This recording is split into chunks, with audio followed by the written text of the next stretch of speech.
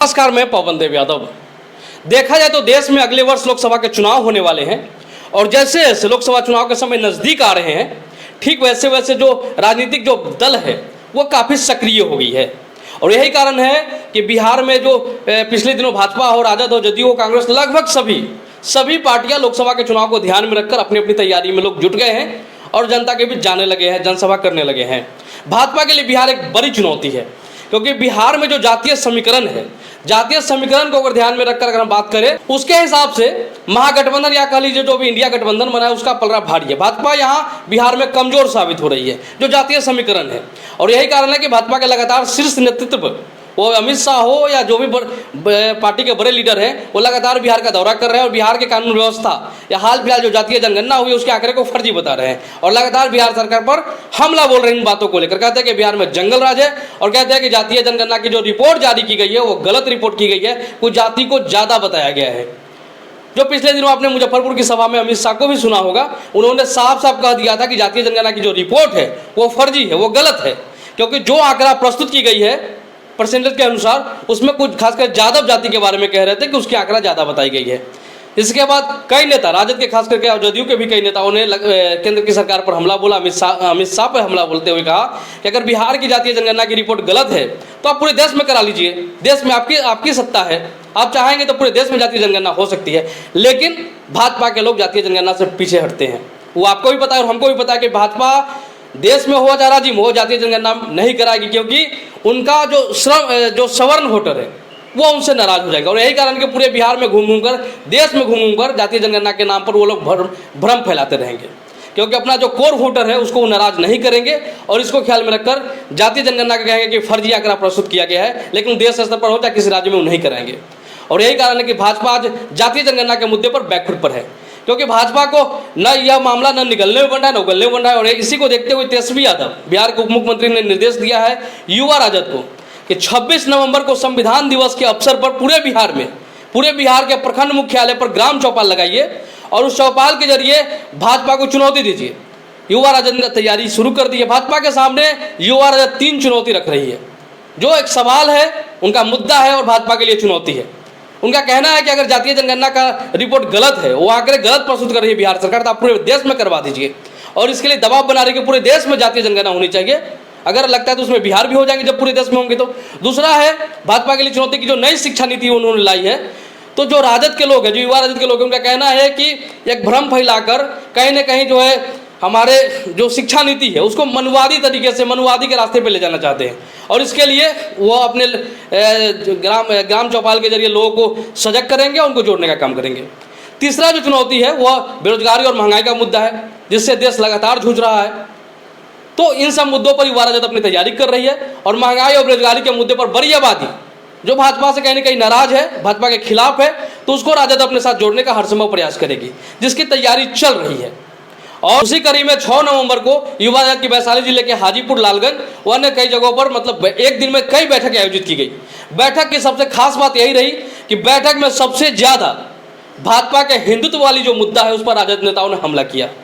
बैठक में ब्राह्मणवाद से लेकर मनुवाद के सहारे राजद नेताओं ने भाजपा पर लगातार हमला किया, हिंदुत्व के मुद्दे पर भाजपा को घेरने का काम किया। आप सभी को पता है कि बिहार के जो शिक्षा मंत्री है, जो राजद के वरिष्ठ नेता है प्रोफेसर चंद्रशेखर ने हिंदुत्व और मनुवाद के मुद्दे पर, ब्राह्मणवाद के मुद्दे पर भाजपा को घेरने का काम किया था, करते उस पर सवाल खड़ा करने का काम किए थे। और उसके बाद देखा जाए तो इन मुद्दों को लेकर लगातार बातें हो रही है। अब पिछले दिनों राजद के विधायक फतेह बहादुर सिंह ने तो साफ साफ कह दिया था, मनुवाद और ब्राह्मणवाद के कारण ही शोषण हो रहा है, उसमें बड़ी विवाद होकर उन्होंने बोला था। कई देवी देवताओं के बारे में भी उन्होंने बहुत कुछ कह दिया था, जो आप लोगों ने सुना होगा। फतेह बहादुर सिंह के बयान के बाद और ज़्यादा यह बातें चर्चा तेज हो गई है। गांव-गांव में लोग ब्राह्मणवाद, मनुवाद को समझने लगे हैं, उस चीज़ों को बात करने लगे, उस चीज़ों पर चर्चाएं होने लगी है। लालगंज में जो युवा राजद की बैठक हुई थी, पर्ल मैरिज वाटिका हॉल में जो बैठक हुई थी 6 नवंबर को, तो वहाँ जो बैठक हुई उस कार्यक्रम का संचालन का भार जो लालगंज के पूर्व विधायक योगेंद्र साहू है, उनके बेटे जो राजद के अभी वर्तमान में जिला उपाध्यक्ष हैं वैशाली के, ललन साहू, तो उनको सौंपा गया कि भैया कार्यक्रम का संचालन करिए।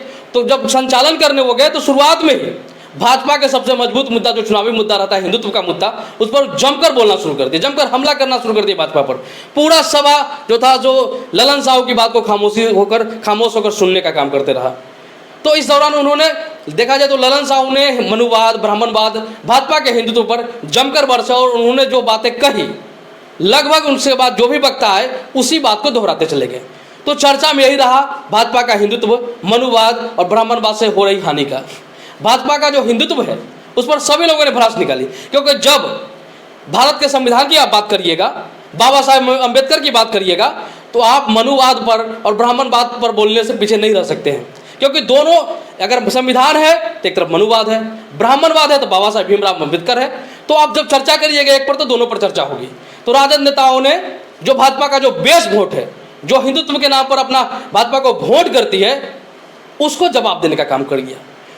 उस हिंदुत्व की बात जो कहकर लोगों को वोट को गोलबंद करते हैं, वहाँ बाबा साहब का संविधान की बात राजद नेताओं ने करना शुरू कर दिया है। और उसके सहारे पिछड़ा दलित का जो वोट है उसको राजद गोलबंद करने की तैयारी में लग गई है। और यही कारण है कि हर बैठक में मनुवाद पर चर्चा हो रही है, हर बैठक भाजपा के हिंदुत्व पर चर्चा हो रही है।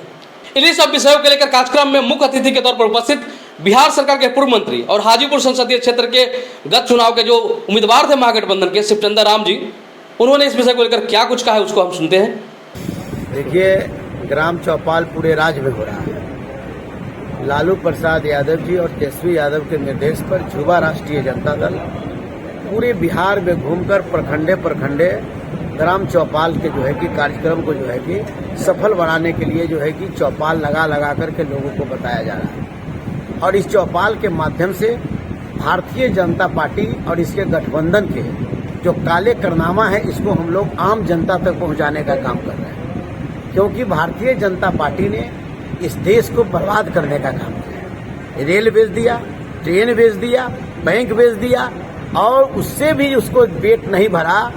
तो जो लोग जो इस देश का पूंजी लेकर के जो भाग के चला गया, उस पर कार्रवाई नहीं किया।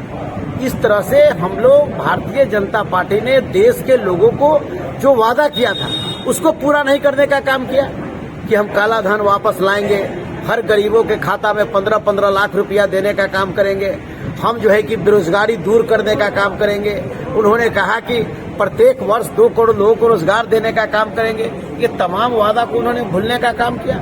और महंगाई के नाम पर लोगों को कमर टूट रहा है और उस पर जो है कि टैक्स पर टैक्स डाले जा रहा है। और ये केंद्र की सरकार पूरी बहरी होकर के बैठी हुई है। 2014 में जो महंगाई का जो आलम था, आज देखिए कि तिगुना चौगुना बढ़ चुका है। पेट्रोल का दाम 2014 में 60 रुपए लीटर था, आज जो है कि 110 रुपए लीटर हो गया।